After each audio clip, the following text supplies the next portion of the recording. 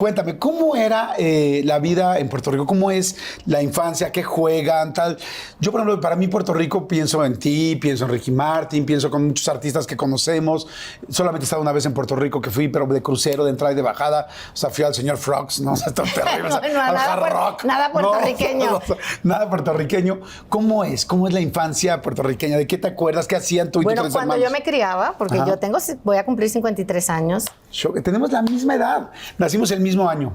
Así es, cuando yo me criaba, pues se criaba uno también jugando en la calle, en casa de los vecinos, se jugaba y se bañaba uno hasta con, ¿sabes? ¿Cómo Con usan? jícaras, No, cuando rompías a lo mejor donde los bomberos vienen y ponen, ¿cómo se llama? Los grifos. Bueno, pues, aquí como no hay, pero sí, ¿no? Como grifos de los bomberos, ajá, sí. ¿Ah? Los hidrantes de ándale, agua. hidrante es la palabra. La palabra es hidrante. Bueno, ¿para quién caerá el programa que tengo? Bueno, pues uno se divertía y jugaba y yo creo que todo el mundo se conocía. Yo vengo de un pueblito que se llama Humacao. Todo el mundo se conocía. Mi mamá era maestra. Mi papá, por muchos años, mi papá y mi abuelo tuvieron mueblería y después tuvieron funeraria. No me digas. O sea que nos conocían en todo el pueblo. ¿Funeraria? Funeraria. ¿Y tú te acuerdas de ir a la funeraria así de tu papá? Pero por supuesto, mi papá era una de las cosas que más le enorgullecía, que fuera a la funeraria, que le guiara el carro fúnebre, que le manejara el carro fúnebre. ¿Que tú manejaras el carro fúnebre? Sí, ya fuera el de las flores. Yo estaba aquí en Televisa y yo tenía que ir a mi pueblo, Ajá. a Humacao, y manejar el carro fúnebre. Cuando llegara, si había muerto, me tocaba. No importa que ya yo estuviera en las mieles del éxito en Televisa. Pues para mi papá seguía siendo su hija y su hija iba y le manejaba el coche fúnebre de la funeraria. ¡Guau! Oye, y te tocaba, perdón que te interrumpa, pero te tocaba evidentemente ver a los cuerpos, ver cómo los preparaban y así, ¿o no? Eso es un área que es privada y aunque sí tenía la opción de ir, pues se le respeta, es respetable para que cada familia tenga a su familiar que no se le vea. Y solamente ahí entraba la persona que estaba... ¿No te daba miedo? No, bueno, al principio cuando era chiquita sí. Recuerdo de las primeras... Papi tenía mueblería, como te digo, y de repente decidió que él ya se quería retirar. Irse al campo, tenía una finca, sembraba, le gustaba, pues porque en eso se crió, él de toda la vida. Y se aburrió. Dijo, no, pues se levantaba a las 4 o 5 de la mañana porque esa era su naturaleza. Y dijo, ¿qué venden en este pueblo? Fue un señor que vendía una funeraria. Pues compró la funeraria del pueblo. Y después fue y compró la otra del pueblo de donde vivía mi mamá, o sea, donde era mi mamá. Y entonces tuvimos las dos funerarias por mucho tiempo. Pues muy visionario tu papá. O sea, muy visionario, muy trabajador. Mira, y con mucha visión. Tan buena visión que tenía que entonces mis hermanos estudiaron medicina. Ajá. Entonces, si iba mal el negocio, pues los hermanos completaban el negocio. No es cierto. Pero bueno, mis hermanos estudiaron medicina y mi papá tenía funeraria. Oye, dime una cosa. Si mi papá estuviera vivo, me jalaría la oreja, así, por decir Oye, eso. pero dime una cosa, yo siempre he pensado que la persona que viene manejando una carroza fúnebre, pues no sé, yo soy un poco miedoso. Entonces yo me imagino así como que, ay, caray, no me voy. Ya ves que luego dicen que hay cuerpos que reaccionan, no hacen ruido o tal, porque biológicamente todavía hay ciertos gases, reflejos, músculos, en fin. ¿Cómo es una carroza funeraria? Una carroza está completamente cerrada, o sea, ¿no tienes contacto con el ataúd? Tiene, tiene un vidrio que separa la parte de donde se maneja del resto del espacio. Lo que sí es que cuando una persona fallece y tienes que ir a buscar el cuerpo de la persona en el hogar donde falleció, cuando no está en un hospital, tienes otro coche fúnebre que es como una van y tú vas y buscas a ese cuerpo en esa van. Yo cuando era chiquita, yo amaba estar con mi papá y entonces lo quería acompañar. Y recuerdo él ir a buscar un cadáver y yo ir con él y llevarlo a medicina forense, que es donde le hacen la evaluación, la patología de por qué falleció esa persona. Y entonces recuerdo que yo era chiquita, no sé, debo haber tenido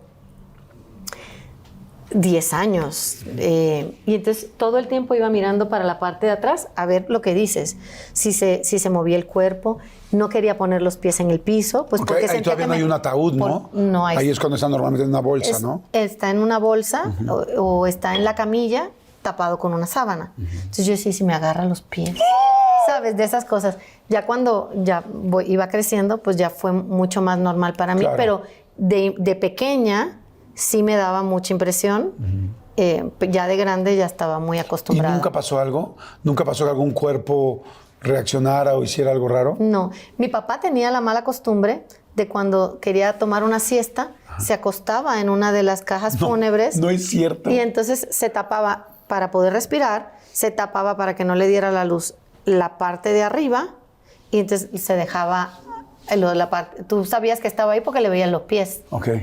Pero la parte del torso estaba cubierta por la tapa, ¿sabes? Que tiene como 2 tapas. Ajá. Pues una tapa se quedaba cerrada y la otra se quedaba abierta. ¡Guau! Yo una vez intenté meterme en una de esas, pero las cajas hay... ¿En el ataúd? En el ataúd. Los ataúdes los hay de todos los precios. Hay unos que están rellenos, que son los más económicos, de papel de periódico. Cuando el papel de periódico lo haces, lo shredded... ¿Lo que trituras? Lo trituras. Y entonces con eso ahí va el cadáver. Pero no se ve el papel de periódico. No, porque tiene como... Claro. O sea, pero sí. Lo que tiene abajo no es un colchón. Es un papel de periódico así. Entonces yo me quise meter y cuando me metí para sentarme, sentí que aquello me jalaba. Claro, porque no hay un colchón. Era el papel de periódico y yo caí ahí como una morsa. Entonces, así mismo como quedó mi fondillo en el ataúd, me volví a subir y dije, nunca más me vuelvo a meter en esto. Más, es como hasta... Claro, porque yo quería ver qué era lo que sentía mi papá cuando se acostaba en el ataúd. Claro, pero él se acostaba en un ataúd de un colchón que se mandó a hacer él para cuando él muriera. No se burlen, es verdad. Eso. ¿Y lo usó? Claro, es el ataúd donde mi papá estuvo enterrado, se lo compró él. Mi papá padecía del corazón. Y cuando él sintió que era una época en que a lo mejor no iba a poder irle bien y que se iba a morir de salud, él decidió mandarse a hacer su caja. Y ahí era donde se acostaba. Entonces yo quise, pero no en la de mi papá, quise hacer en otra caja que pensaba que todas eran iguales y me encontré con esa vaina que me jaló y así mismo salí corriendo y dije nunca más. Qué interesante. Oye, Adamari, y por ejemplo, cuando tú viste el cajón o el ataúd que hizo tu papá para cuando él falleciera, ¿no era fuerte verlo? Es como decir, un día voy a ver aquí a mi papi. Al principio sí, nos quejamos mucho, mis hermanos y yo, pero después era su negocio. Claro. Al final te terminas acostumbrando. Y como lo vi desde tan pequeña, pues no me quedó otro remedio. Wow, yo no aceptaba, y eso era algo que me afectaba mucho antes, el pensar que mi papá se me pudiese ir. No era algo a lo que yo sentía que estaba preparada. Y creo que yo de mi vida, y me preguntaste de cuando era chiquita, tuve una vida muy bonita. Pienso que viví como en un cuento de hadas. Mi primer golpe fuerte de algo que me afectara fue precisamente ver a mi papá teniendo un ataque al corazón. Ir en la ambulancia y de camino a que mi papá tratara de sobrevivir ese momento. Fuera de eso, yo pienso que hasta que me dio el cáncer, yo no tuve ninguna mala experiencia. Así, algo que me marcara grandemente. La enfermedad del corazón de mi padre y el cáncer mío. Lo demás fue una vida muy linda, que sí, que a lo mejor podían pasar cosas en la escuela, un noviecito, pero era una cosa boba. Pero algo que me marcara, lo primero lo de mi papá y lo segundo mi cáncer.